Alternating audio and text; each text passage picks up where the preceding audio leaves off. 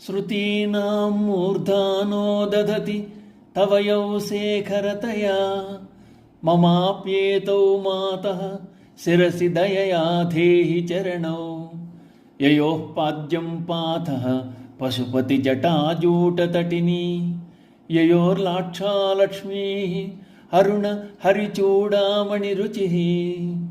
అమ్మా జగన్మాత, ఏ చరణములను వేదములు తమ సెగ పువ్వులుగా ధరిస్తున్నాయో, శివుని జటాజూటమందలి ఏ గంగ నీ పాద ప్రక్షాళనకు యోగ్యమైన ఉదకమో, అరుణ కాంతులను వెజ్జల్లుతున్న శ్రీ మహావిష్ణువు శిరోరత్నమైన హరిచూడామణి ఏ పాదాలపై లతుకువలే ప్రకాశిస్తోందో, అటువంటి నీ పాదము దయతో నా శిరసునందు సైతము ఉంచుము.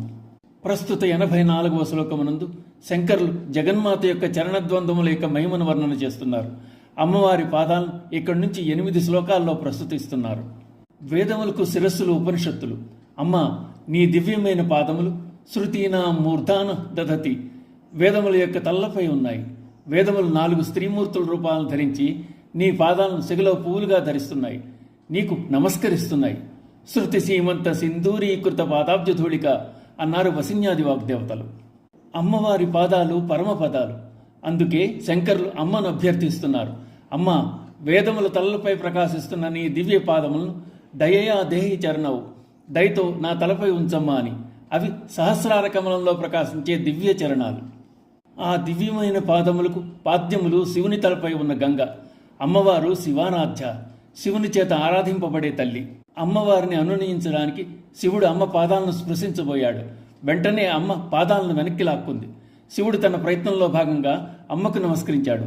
అలా తల వంచినప్పుడు శివుని జటాజూటంలోని గంగ అమ్మవారి పాదాల వద్దకు చేరింది. గంగ అమ్మవారి పాదములు కడుక్కునే పాద్యజలం అయింది. అమ్మవారు పరమశివుని తన పాదాలను ముట్టుకోనివ్వలేదు. అది అమ్మ పాతివ్రత్య ధర్మాన్ని తెలియజేస్తోంది.